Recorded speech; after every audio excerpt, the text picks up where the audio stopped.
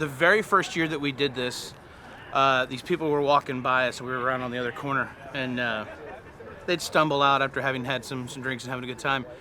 And they would always be like, "What are you guys doing, man? Why are you camping out? This is weird. Like, what's going on?" We're like, "Oh, record store day. Records? People still buy those? Yeah, they do. Oh, so which one are you looking for?" Traditionally, no one says what they want because they're afraid the people in front of them will get to it. Strawberry shortcake. Yeah. What are you here for? Weezer. Record Store Day is my busiest day of the year. We're going to see more people in one day than we normally see in 2 months' time. Hey, can you guys hear me? We have 3 stations, so it's 1 title per customer, but as many titles as you want. And soundtracks are under the name of the movie. I know you're really all here for The Crow, and it's under C. One of my friends brought me here a couple years ago, and I saw a couple albums that I knew that I liked, and then bought a couple of those, and then it just kind of went from there.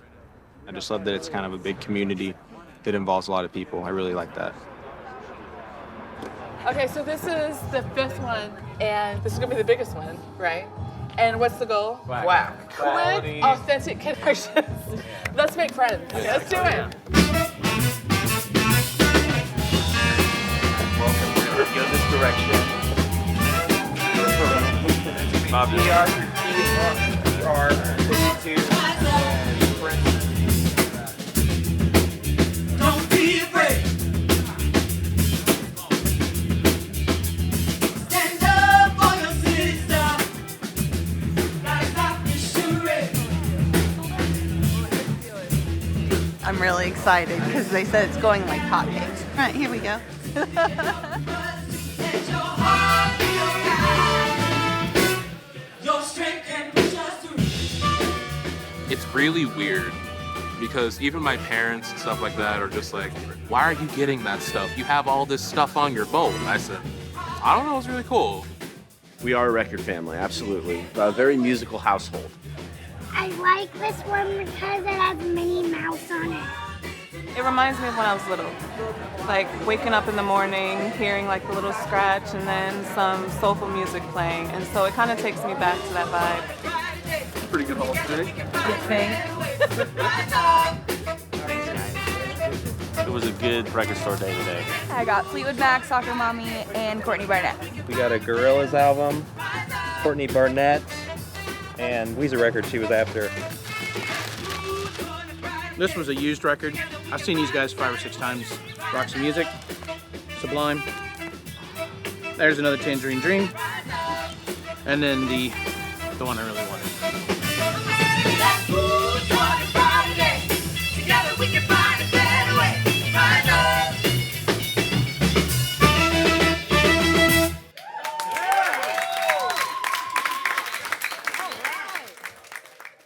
Vinyl, it's the only way to make sound solid, like a solid format, like to bring it into our dimension. Otherwise, it's just invisible vibrations in the air. Breaking the seal, like opening the record for the first time and putting it on your turntable for the first time and dropping the needle on the record. I love opening the Jethro Tull stand-up gatefold, which has the pop-up. That always makes me smile. I really like that you can display a vinyl record. I like being able to touch it and hug it and hold it if I want to. You have this physical, rather substantial thing you're holding.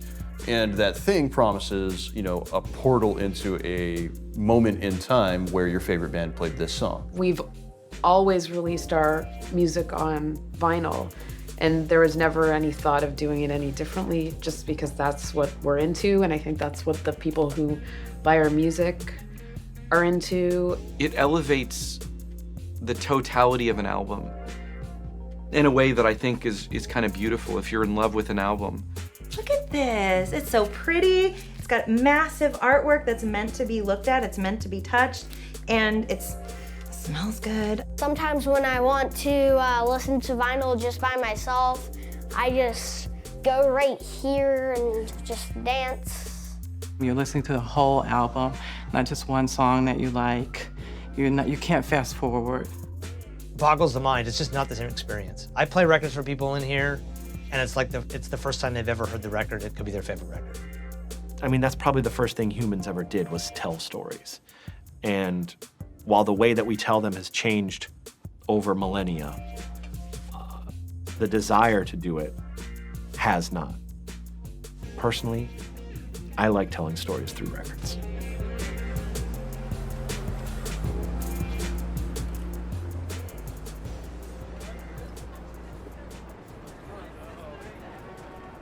A lot of these are new. Like this Mavis Staples is new. Kelly just got that, Only for the Lonely. My husband loves soul music, but please understand that when he talks about loving soul music, he's really talking about the music of like a middle-aged Black divorcee in the late 90s. Like that's what he's listening to.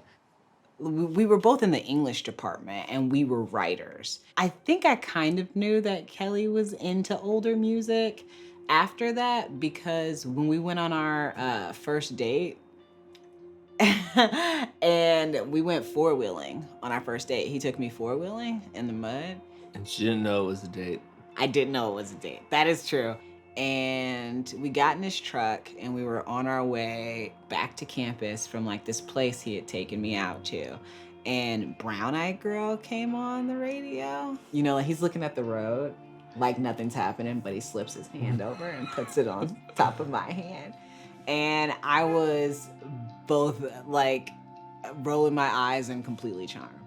Because I was like, I'm Black, of course, I have brown eyes, but also like, this is really cute and I love this song and I really like that he's listening to this song and that like he's playing this song right now.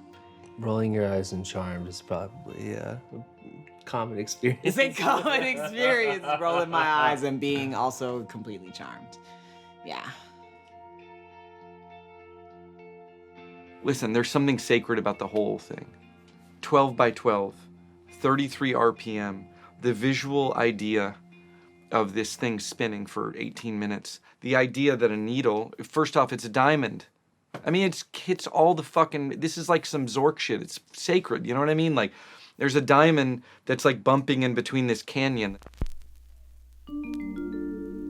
It's so temperamental and difficult to get every step right, to write the songs, to have a functional band, to have a functional vision, to have a good engineer and a good studio, and then a good mastering engineer, and then a good like lacquer cutter, and then a good plater, you know, plating person. Like Gary Salstrom is the really famous plating person at QRP. He fucking wrote me an email. I was like almost fainted. This guy's amazing.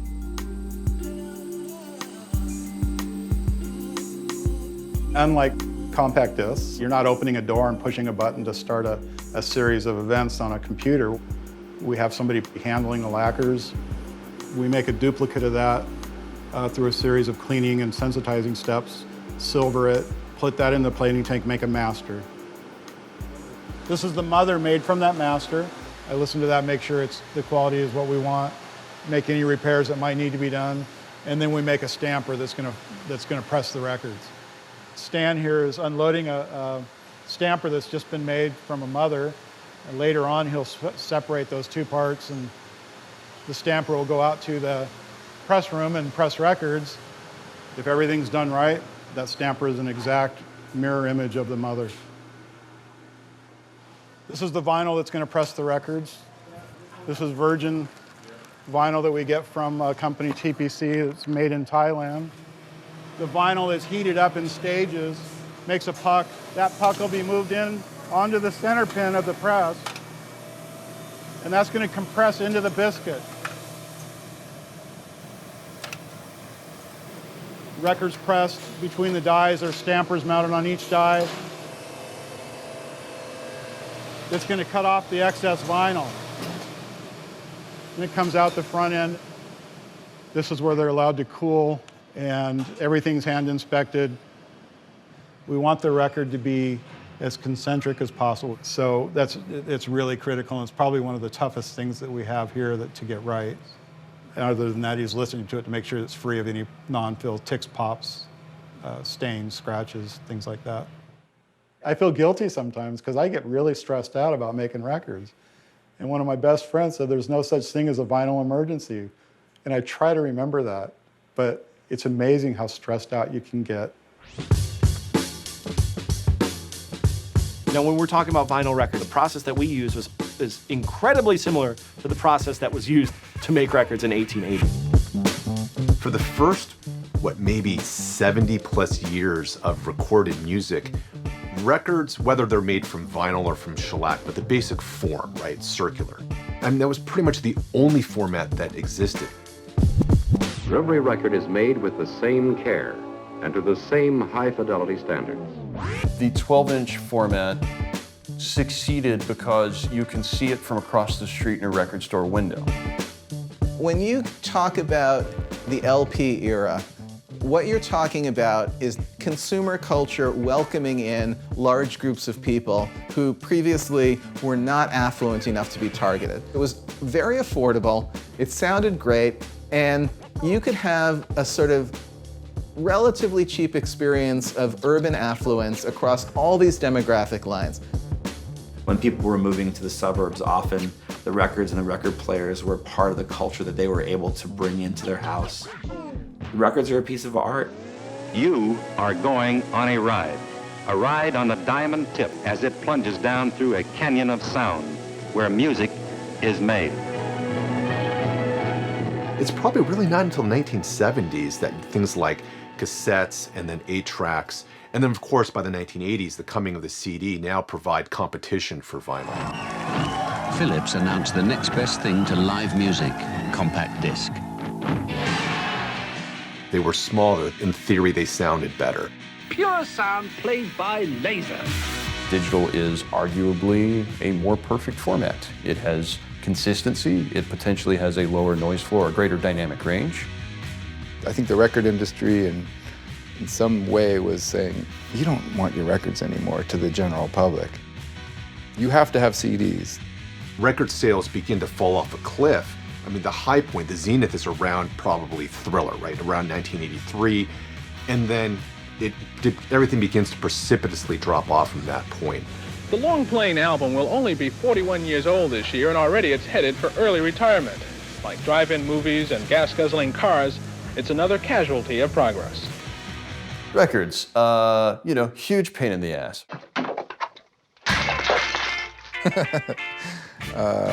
It's heavy.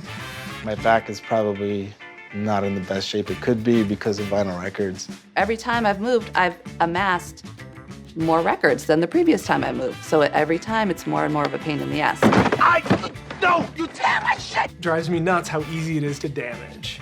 How easy it is to warp, how easy it is to skip, how easy it is to break the spine, how easy it is as a cat owner to have a shelf full of records get wrecked in one fell swoop.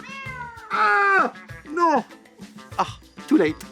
I had it in crates, and whenever it would get warm, I would move them from room to room because I was like, if they warp, I'm done.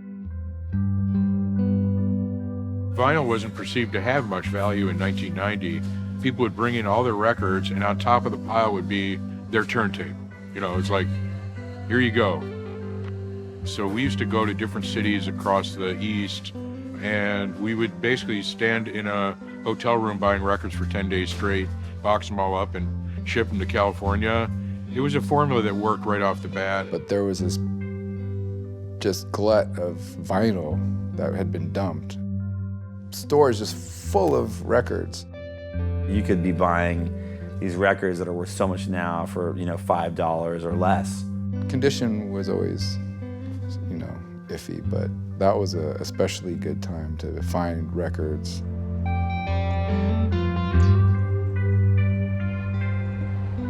I always had a fascination with records. I've also played the drums since I was 9 years old. And so I was always in bands, interested in music. My parents loved music, and I loved working in record stores. It's all I've ever done my entire life since I got out of high school. We have 3 stores now, and each one of them would be considered the largest record store on the planet. We became a place for weirdo record geeks like myself to have a good job and create a community. It's a perfect job for me. I get to sleep in late, I get to wear my hair long, and just be myself. The record shop in the pre-internet days, it was where you would go to find your crowd of people. It was where you would go to find out about music and records and buy concert tickets and maybe see a band play. That's just where anyone who was interested in all that kind of stuff was hanging out. Going to a record store was part of my life. It was something I always did. I never imagined I wouldn't be doing that.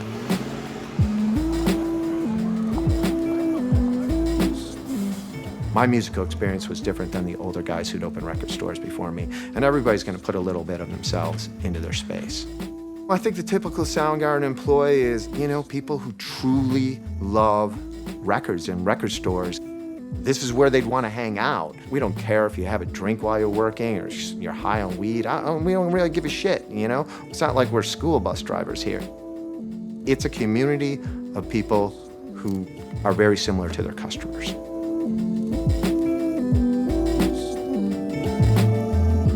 I feel like if you walk into my store and you can't find something you like, then I have somehow failed on my mission to be a record shop. I want the kid who walks in, if she's 8 or 9 years old, to find her favorite record, and as she develops her own musical taste over the next 10, 20 years, she can find everything that she likes here at the record shop. I'd never seen anything like it in my life, and there were people standing in front of record bins going like this. So I just kind of saddled up to one of the record bins and I start flipping through and felt like, this was a world that I wanted to be in. You basically are going to get turned on to things just by looking this way or that way, as opposed to having something fed to you by some logarithm. There's a lot of records that only exist as records. So going into like a dusty record store, digging under the shelves into the other crates, and it's almost like being an archaeologist and digging out stuff. I love digging in the crates. Unfortunately, I always wear a really nice shirt when I should be wearing a really grungy shirt to go dig in the crates. I think fun is really the bottom line to it all. It's fun to go to stores, you bump into somebody you see what they're buying. I go up the block here to Record City, maybe pop into my bar up there, Westbury Inn, have a beer. Yeah, after a beer, I definitely get more records. My strategy is to just be comfortable and touch all the records in the store. I'm a terrible browser. I'm like, anything could be in there. He's like, anything could be in there. And often anything is. For people who like to collect records, the thrill of what might be behind the door of that little shop, I've never been stunned to find an MP3. Finding something that the day before you didn't even previously know existed. Like finding a South African pressing of the first Stooges album. To most people, that's going to seem entirely inconsequential. Like, oh, is it different music? Oh, no, it's the same master that was used at the Columbia Pittman pressing plant in the United States. Oh, is it a different cover? No, it's the same picture. Well, what's different about it? Well, they used a slightly different back cover orientation, and the center label is different. That's it? Yeah, that's it. That's the highlight of a month. That is really, really exciting. Who are the most passionate weirdos? They're passionate weirdos is who they are. And by the way, I subscribe to that. I'm a member of the tribe. I think the dominant image you see of record collectors in the media tends to be some version of the Simpsons comic store guy. Someone has mixed an Amazing Spider-Man in with the Peter Parker the Spectacular Spider-Man series. This will not stand. I'm not saying that's completely false, because I've met people that certainly fit that profile, but I think over the years, I've met a very, very diverse array of people who are into records. You don't necessarily see that reflected, though, in the depictions that we have of record collectors. Nah, that one's not so great. This is the one I'd recommend. This track alone by Memphis Minnie is worth about $500 if you own the original 78. Wow. It always has been kind of a boys' club kind of thing historically. I think that's a stereotype, and I would beg to differ, because I was buying vinyl when I was a teenager, and I'm not a young white male or a middle-aged white, or I wasn't, yeah. The big struggle that the high-end audio industry has identified for itself is this evolving discussion that's about how to reach out to women, people of color, all sorts of youth, minority, all of those sort of sectors that they've never touched on before. And ironically, they continue to do the exact things that are not helpful in that pursuit, and that is to treat women like children and young people like they're idiots and people of color like criminals. If you want to change things, you have to just do it. The fact that then I thought that vinyl belonged in a certain sense to that certain kind of white man was definitely encouraged by the images. Whenever anybody was talking about vinyl. You guys are snobs. No, we're not. No, seriously, you're totally elitist. You feel like the unappreciated scholars, so you shit on the people who know less than you. No, which is everybody. Yes. I think a lot of people think that when you go to a record store, the owner is going to be grumpy and he's going to sort of judge you. And I've certainly felt that way. I've had more than one male cable technician walk in and look at my records and say, wow, whose records are these? If I had a penis, you would assume they were my records. Do I feel good when someone's like, oh, cool, the DJ is a woman. That's cool, it's different. Like, dude, I'm trying to just do my job here. I don't need commentary. I might be really colorful, I might have weird records, but I've been doing this for 10 years and I know how to run a mixer, I know how to run a turntable, I know how to beat match, like I know these things, and I just, I'm just ready for people just to assume that I do.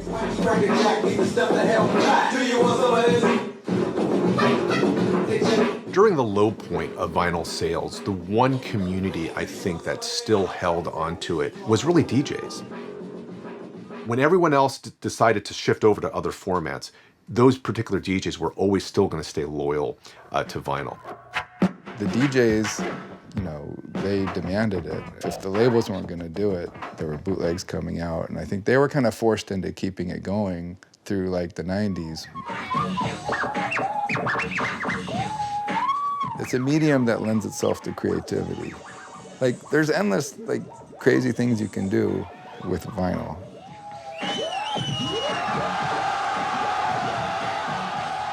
The DJs, we have hip-hop, we have punk, but in between there was a layer of kids that were influenced by hip-hop but wanted to do something new, placing samples together to make beats. In the 2000s, digital DJing, and in particular vinyl emulation systems or digital vinyl systems like Serato, when these began to come online, a lot more DJs were happy to embrace that. Control signals come in all different colors, whether they be vinyl and sizes.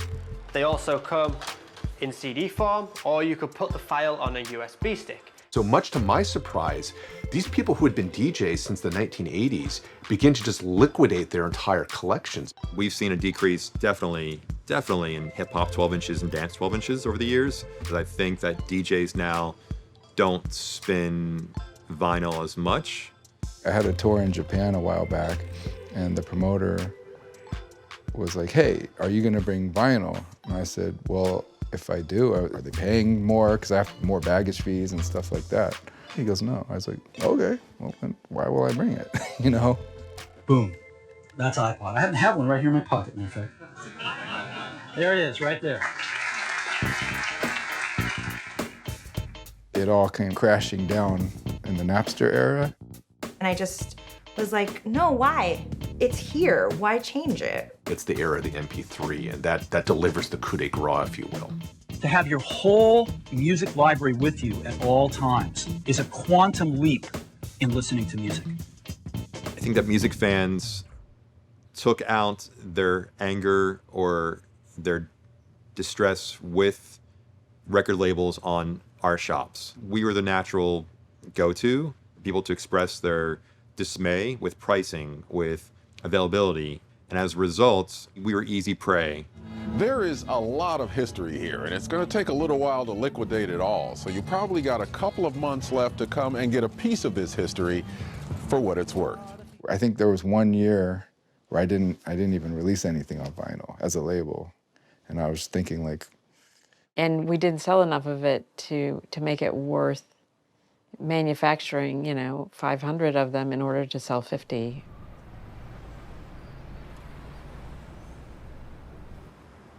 A lot of record pressing plants went out of business. Music was always really important to me, but my career was in business. In the mid-2000s, I kind of reached a point where I decided I wanted to find something that was kind of a smaller, more niche-like business where I could be more hands-on involved. And this is where it all began. That was my old desk. I wasn't looking for a vinyl record manufacturer. It never occurred to me that I might find one of those, but this business had existed since 1949. I knew enough about music and I had enough beliefs that vinyl's not going to go away. I thought it could be something where it would be a good, stable investment. I could spend time on it that would be emotionally meaningful, and I thought I could add value to the business. Some of this is lit. There's our old break room. So I bought the company in 2007, and a large part of what the company did when I bought it was they made 12-inch single records for DJs, promotional records. That's how the major labels would support a new artist. Scattered throughout here, we had 3 press rooms. We had 7 presses in this little room, 6 presses going down there, and another 8 presses going back there. And we shoved an awful lot in this small little building. Shortly after I bought the company, the labels decided to discontinue that practice of producing 12-inch single records. That had a devastating impact. There was nothing that said it's going to come back, and it got worse before it got better.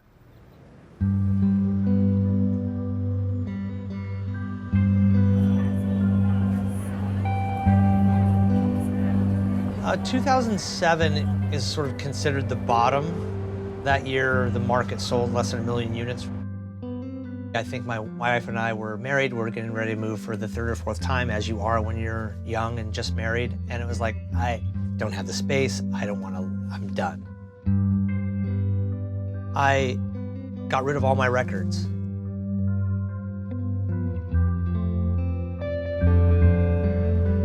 Back then, we were all on media stories for actually going out of business and our business is failing. And I was like, that's a horrible story to tell. We're like telling people we're not cool anymore, and that's all we have is being cool. So we held a conference for all the indie record stores called Noise in the Basement. And we were talking about how we can perhaps change the perceptions, just change the story. I said, hey, maybe we could do something called Record Store Day.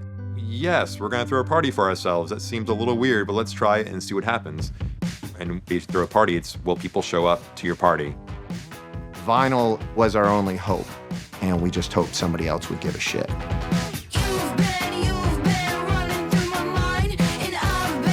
We can get artists to contribute some tracks, some 7-inches, some things that are only exclusive to us. The idea is they're limited. What format lends itself to that vinyl? Check this out. This is Chuck D for Record Store Day. It was like all the biggies.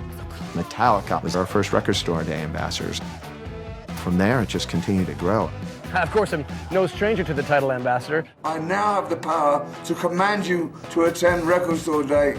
I'm kind of blown away about what it is now. We started it 6 years ago. Right. And we only had 30 artists participate. Now we have 350 artists participating. It's worldwide. Record Store Day gave me and the employees who work here an opportunity to continue to work in an environment we love. You know, we're kind of cool again. You know, no accounting for the human heart. It's a very strange machine. As you can see in the room we're sitting in, I haven't stopped then rebuying the records I got rid of, or just buying more records. So I was on the wagon, is what I'm saying. And now I'm drunk with fun. It was just this gradual change, and you all of a sudden realize that there's more and more stores opening up. There's more and more online retailers that are carrying vinyl. All sorts of independent entities continued to make records when the majors weren't. And if you have clout as an artist, you're going to want to have this experience. Oh my God, it is like white. I think that's when we started to see a younger demographic. I think I was like 15 or 16 when my dad bought me like one of those Crosleys. Not the powder blue one, it was a different color, but and he bought me like the Postal Service Give Up record, which is kind of funny to me that that's my first record because it's like kind of ridiculous. All those independent labels and independent artists continue to make records in the dark ages. but you would not have a comeback without the majors being involved. In May of 2008, I was left with a company that had a lot of issues. And we set out to reposition the company to be in a place for the day when, lo and behold, commercial vinyls started to grow again. I didn't know that this was going to happen. It didn't play out at all like I thought it would, but fortunately, it came together and worked out okay.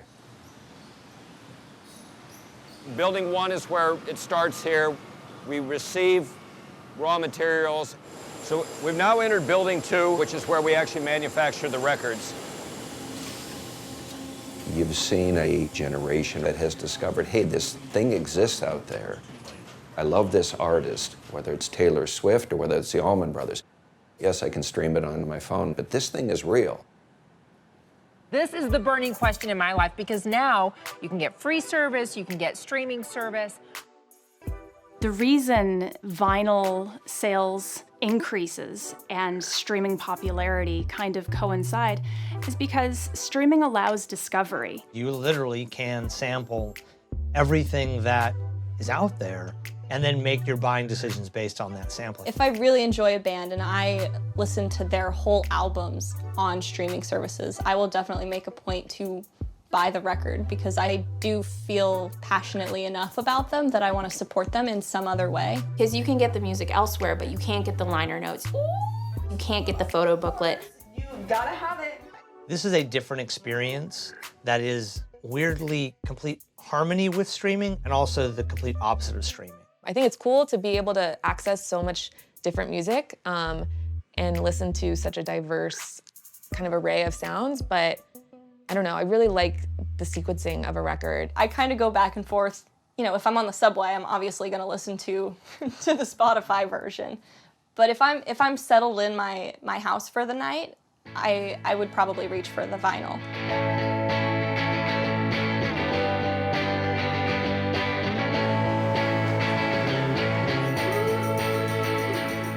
We never really stopped doing vinyl record jackets.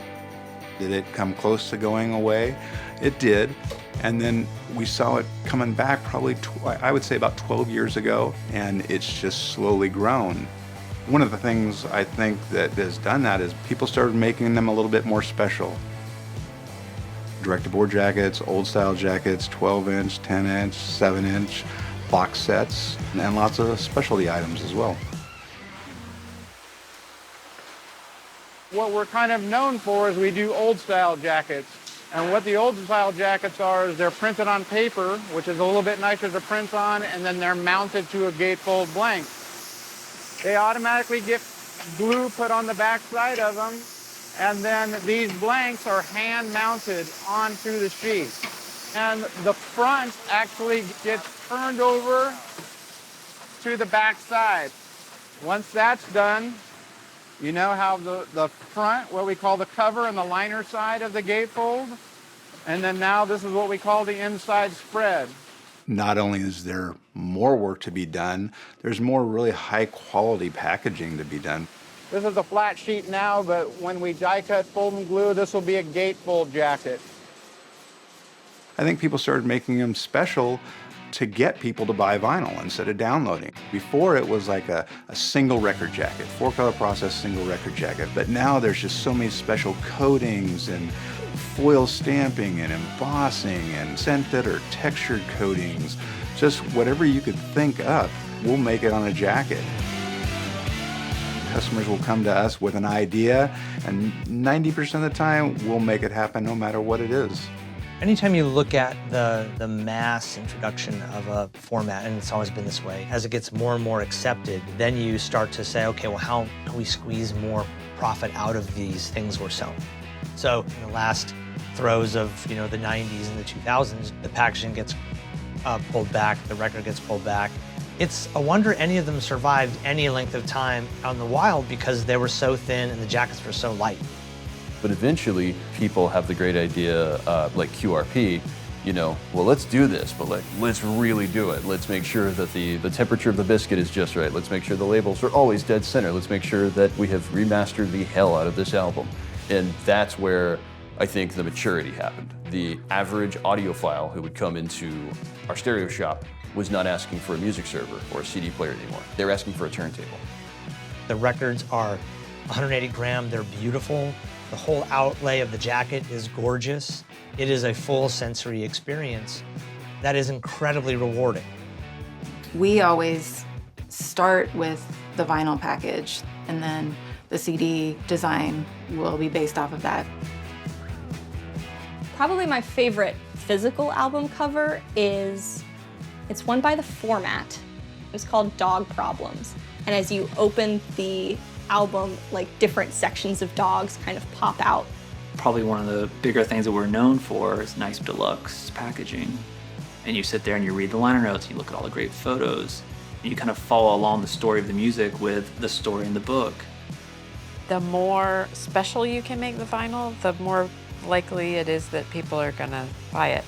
You wanna do limited special packaging or colored vinyl, don't tell anybody. But colored vinyl doesn't sound as good. We try to anticipate, is there a novelty aspect that makes sense to bring into this?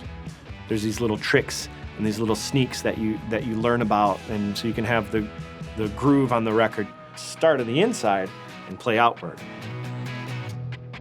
Liquid filled records and split color records, a lot of things that we have done, we've done together with the artist. Perhaps the strangest of all those requests was a blood-filled record for Wayne Coyne of the Flaming Lips. More attention has been paid in recent years to reaching an audience where the default setting is not white dudes of a certain age. I definitely think this second generation of record fans has maybe destigmatized the idea that everyone that likes vinyl is this weird dude with a ponytail kind of hanging out listening to only vinyl.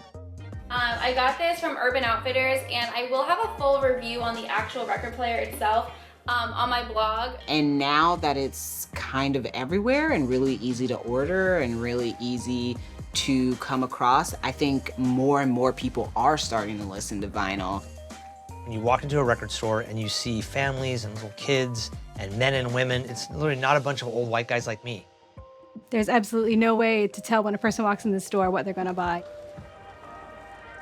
In the past, I would have probably been too self-conscious to even say what I'm into, because, oh, you're just gonna get ripped on for what you're looking for. Oh, you're just looking for garage records. Okay, whatever, little kid, you know. Tell me when you start liking psychedelic, or something like that. That would be my impression of the old record show. But now it's way more inviting and convivial and very, very warming, I would say. There are still people who are exclusive about it, but they had to realize at some point it was either you be inclusive or you don't have anyone to sell to.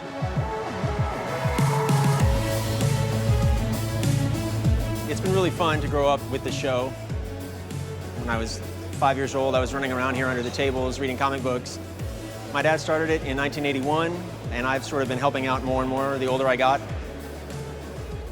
I'm 45, so I've been doing this for 30 years, basically. So I've seen every permutation of every job you can have at the Austrian Record Convention.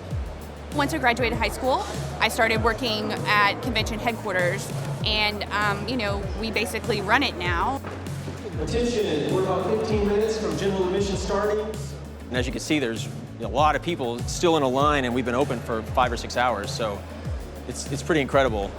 This is one of the biggest shows we've had in a long time. We have more dealers than we've had in a lot of years. I think it's going to be a great show for everybody. I want the dealers to be able to make money and have a successful show, and I want the customers to come and be able to spend money and be happy with sort of what they're spending and what they got for it. Like, do you want to buy 10 $5 records or one $50 record? Yes. And it's sealed. Thank you very much. And it is a DJ promo copy. Thanks so much. Thank you. That's how you sell a $400 record. We were told that it's the biggest record fair in the world. Big stuff. Good prices, nice people, nice city. Nice city, yeah. Beautiful city. You know, hardcore record collectors are still a core demographic, you know, and no matter what corner of the world they come from or what their background is, they have a lot in common with each other. I spent enough time in Vietnam that I've earned the right to do just about what the heck I want to do. I paid like $3 grand for one just the other day, for one record. I have been coming to the Austin Record Convention since 1985. I'm a veteran, 30 years plus. Love it here, love it. I see a lot of old faces every year at the Austin Record Convention, but we see a lot of new, younger kids. We see a lot of people in their 20s. We see a lot of parents bringing their little kids, which is awesome. Andrea's first record was the new Casey Musgraves album. I'm hoping that she'll have some stuff to like look back on and like, you know, cherish like collector's items, things like that. It's a generational thing now. There's more women involved and they're bringing their children and their moms, which is great. I wholeheartedly endorse that. I have a big time soft spot for younger people who are into it, especially kids, you know, and if somebody's a newbie, we absolutely love that. We are new record people. We've been doing this for 6 months, and it has been absolutely phenomenal. I didn't believe it until I heard the difference, so. I think it's about how much fun vinyl is, how much fun it is to shop for, how much fun it is to like meet people who are into the things you're into. I started collecting records when I was about 8 years old. Needless to say, 20,000 records later, it's a disease. There's an endless world of records, and that's what's like so appealing to me. It's cool to be like accepted by that community and to be like, you know, a younger girl who sells records. My daughter's here, and Nathan's daughter's here, and she could have gone to a sleepover, and she was like, no, I don't miss the record convention. And I'm like, okay, well, great, you're here with us. You know, I don't always take the time to kind of ponder how beautiful it is, but it feels like a reunion in many ways. You have people who are actually all from different areas of life, different ages, different backgrounds, but when it comes to this thing, we're kind of mostly on the same page already. This is a good one? Yeah, let's see. That's where I would go. I'll play it for you. All right, yeah, if you don't mind. This is the beauty of it for me, to talk to people and to do what we're doing now. Just talk about records, talk about music. Take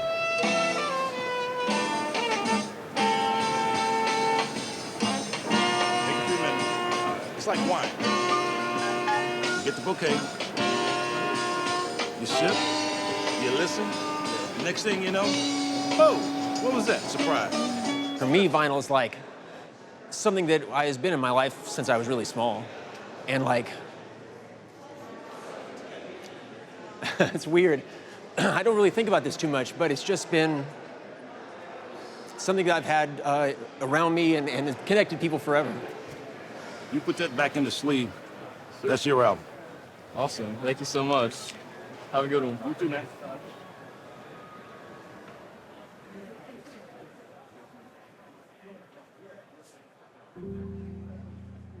My mom used to say, do you have enough records? Don't you have enough? When are you gonna have enough? And I said, Mom, you don't get it, Mom. There's never enough records. And I think 20 years later, you know, I think she was right. We use these like IKEA shelves that fit records perfectly. Like every record collector knows them. Like a 5x5 of those, 25 cubes altogether. That's like the ideal amount of records, right? It's enough for you to like have enough to listen to and go a little deep, but you don't have too much. And that way, if you get more records, you could always like make sure you get rid of enough. It always fits in there, right? It's kind of hard to do. I have so much personal history tied up in every single record. And so, I don't know, that's something I need to actually practice. I haven't got there yet, but one day.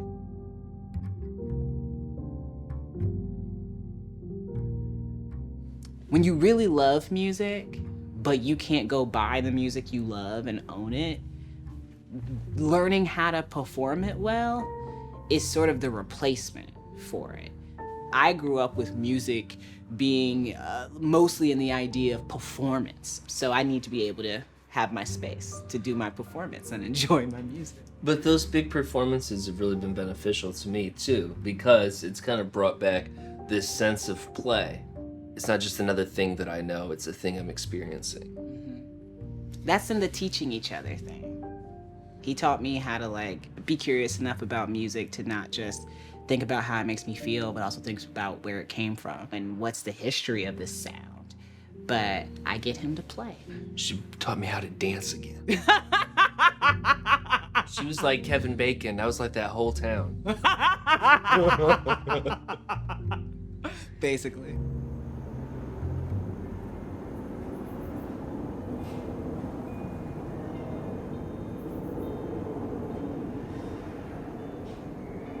Tell us what you think would be a happy next phase of life for your records after you're gone. I'm not gonna cry, Kevin. I am 34 years old, so I don't think too hard about wills and things like where do my books go? Where does my, duvet cover go? But I do have this letter, like it's in a Google Doc that my parents are aware of and my boyfriend's aware of.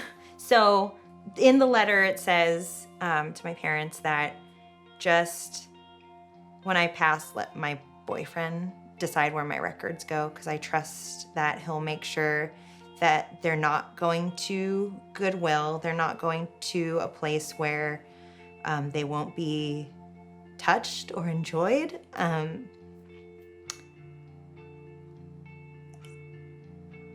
I hope that my records will continue to be played. It's a funny thing to cry about objects and not people or creatures, but it is really sad to think of my collection being separated from each other, and that conversation that they all have together being broken. And so, yeah, I wish for my records just to go to a place where someone is gonna go, wow, that's a cool record, that's a cool cover, I wanna see what that's about. I hope that someone will discover them and have their own stories with them. Love you, old friend. It's so silly, they're records.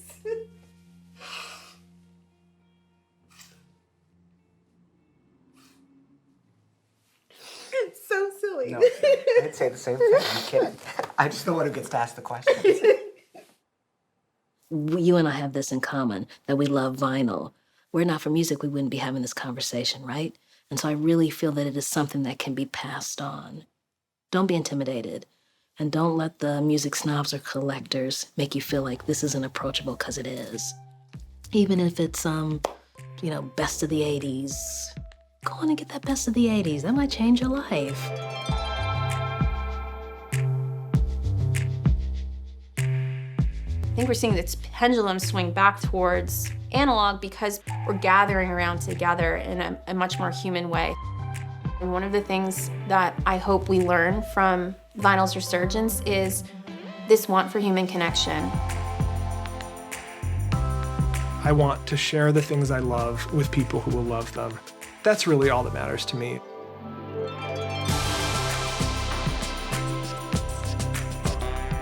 When I'm looking through my records, what I'm gonna play, I'm like, that one reminds me of Paul. That one reminds me of Daniel. That one reminds me of Amy. I have so many stories of friends because we have similar records.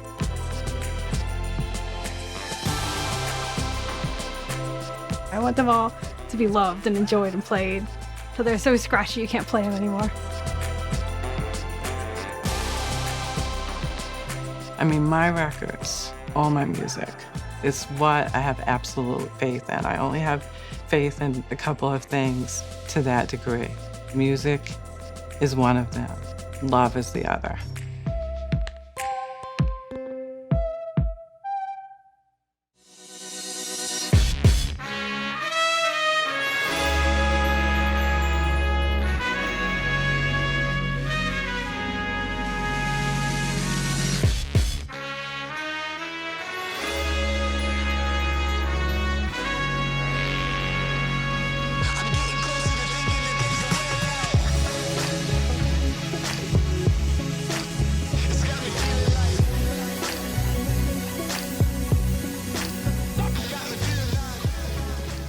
Do I think vinyl sounds better? Like, obviously it sounds better than listening to something on your laptop speakers, because your laptop speakers probably sound like shit. But does it sound better than listening to a CD in the car? I just don't get that warmth like that out of CD that I get out of vinyl.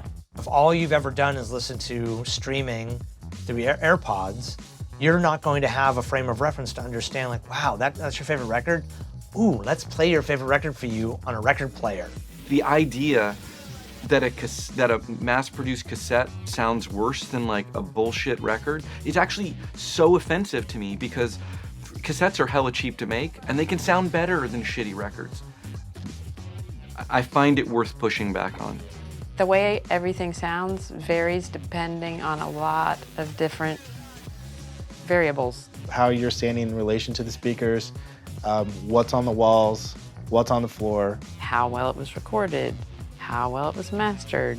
The idea that analog is a superior format to digital, or that digital is superior to analog, is basically horseshit. If it doesn't actually sound better, I could really give a shit. Because I like to touch them and hold them and flip them and look at them and go through the liner notes and sliding out of the sleeve and getting out of the plastic and putting it in the MoFi sleeve and then putting it on the deck. Lifting up the tone arm and putting it on and like trying to put it right on. That experience is far and above scrolling through your playlist on your phone. Does it sound great because that was a time in my life that it brings me back to? Or does it really sound that good? There are a lot of different ways that I could listen to a song. I keep listening to them on vinyl because of how it feels, not just how it sounds. But to each their own.